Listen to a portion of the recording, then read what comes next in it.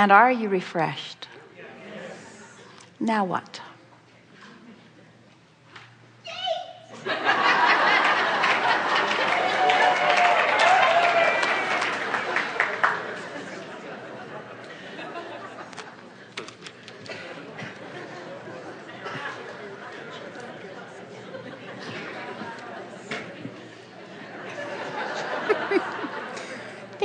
Thank you. Okay.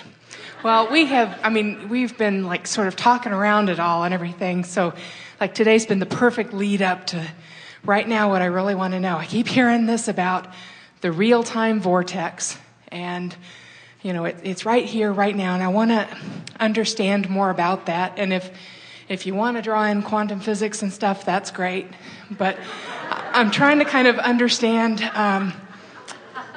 Here we are in our physical apparatus, and we're in this four-dimensional space-time reality. Deciphering it through your eyes and ears and so on. Exactly. Therein lies your problem right there. I know. So when we're doing our vortex focusing, is it that somehow we're limited in the physical, and so when we're putting out the energetic requirements that are needed for that vortex focus, being in the higher levels of hope and joy and bliss and all of that, are we sort of crossing over past our 4D dimensions into the sixth sense, which is your emotional sense? Okay. Are we getting into like other space-time dimensions and things within the universe? And so the universe is doing its magic, and then it plops the vortex goodies back in our 4D dimension? Or is it more about... No, it's not that. Okay, good. Ruled that out.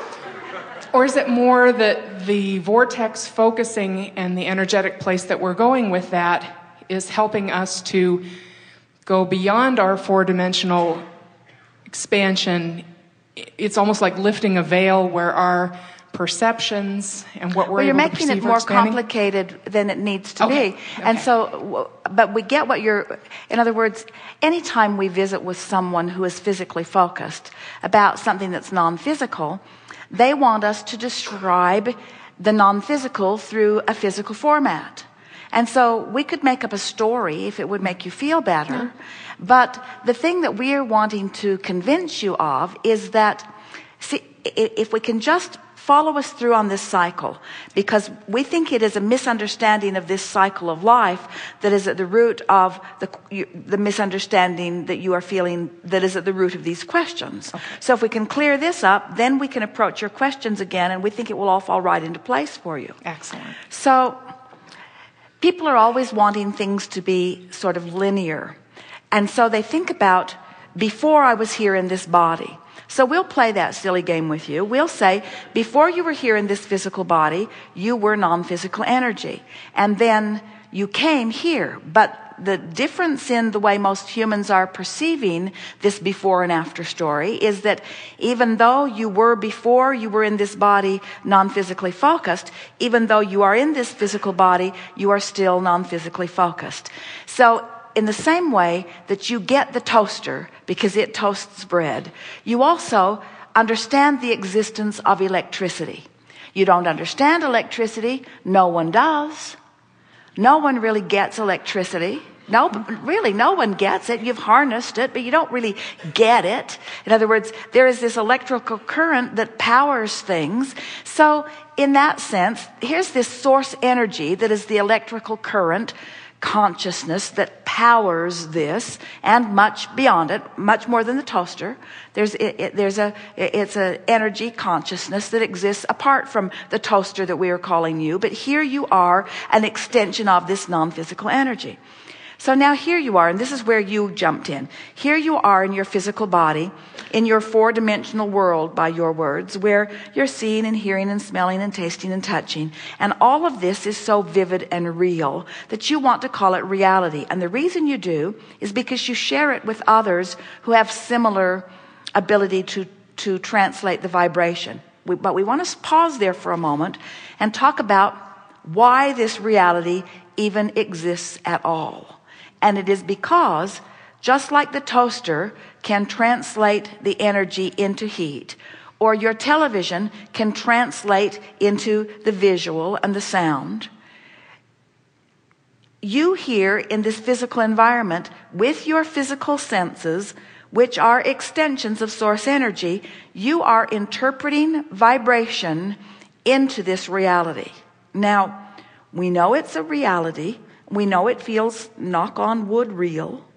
We know that you look around with others and you come into agreement about it. But if you could just follow us for a minute, this reality is like a group consensus. It's like a group opinion. You're translating similarly, and so you claim a reality.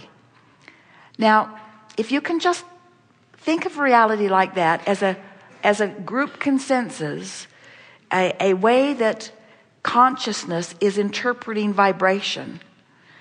Now follow through with that a little bit and think about the last dream you dreamed while you were sleeping. You know it wasn't a reality, but it was certainly an interpretation of something, and it certainly felt like reality while you were dreaming it. So if you can just bridge a little bit and accept that this reality that you're calling reality is just a better congealed, more agreed upon reality than the one you dreamed, but it's a similar thing that's going on. In other words, it's an interpretation of vibration. Are you with us? Is it unsettling? A little.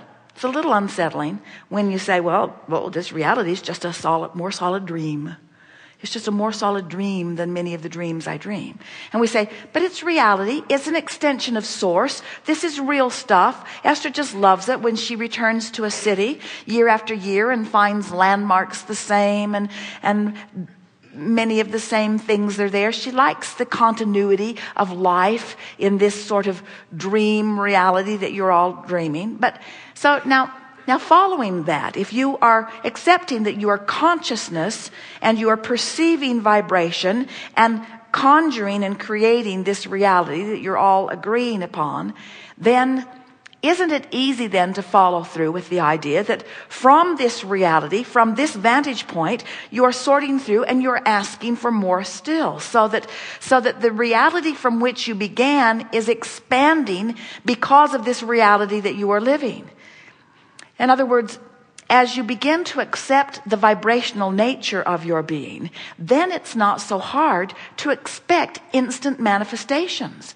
You started out by talking about this real-time vortex that we're talking about. We want you to understand and accept and begin to personally demonstrate that in the same way that we've talked about a problem is, as a problem is coming into focus, so is a solution.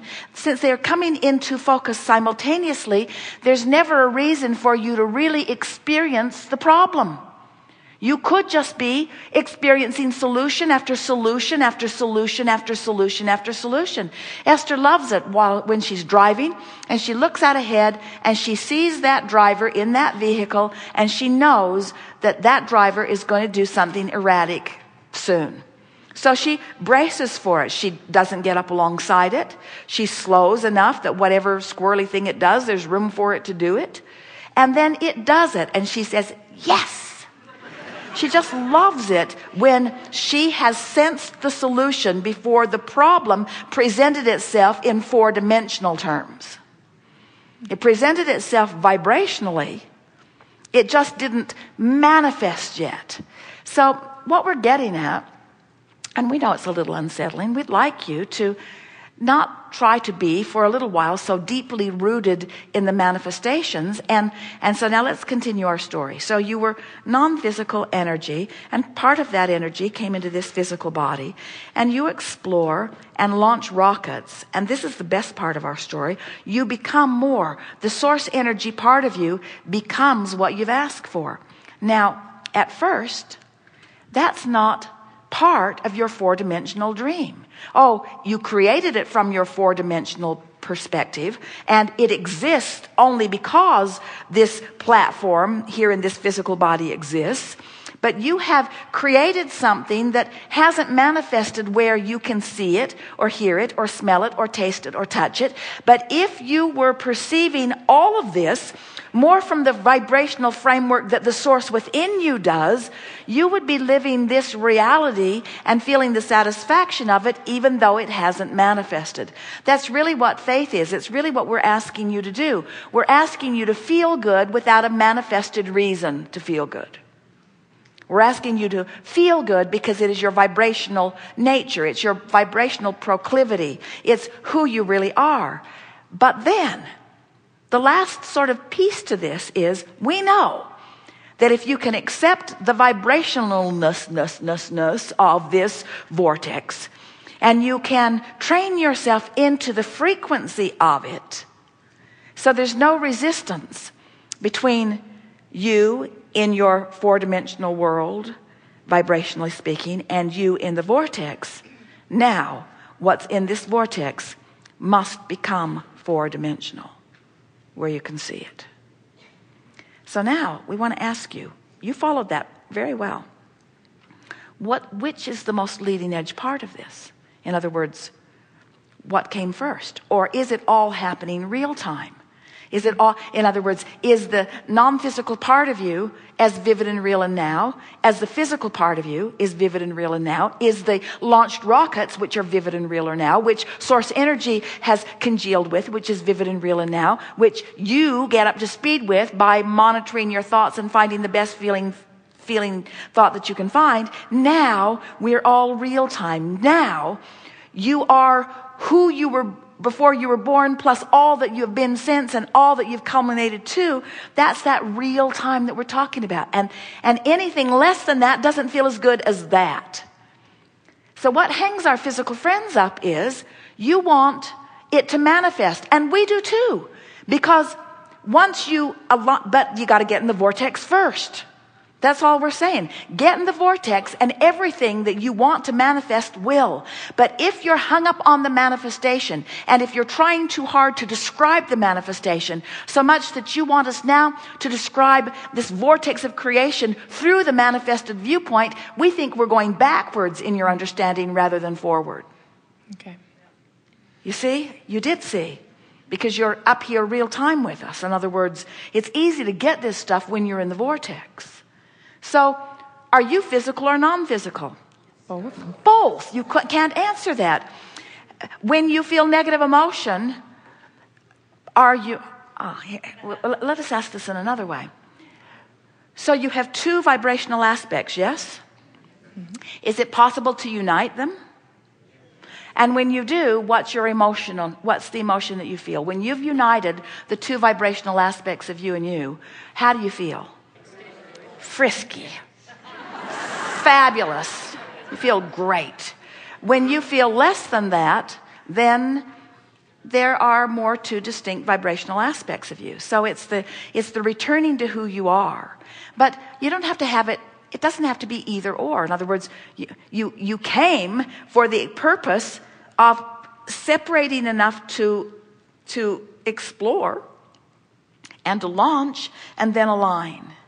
So can you see that in this eternal cycle of life, that it's a constant coming home to be together and then expressing out to explore and then expanding and then coming home to be together and then expressing out to explore? It's just this karmic cycle of life, cycle of well-being, of eternal well-being, you see.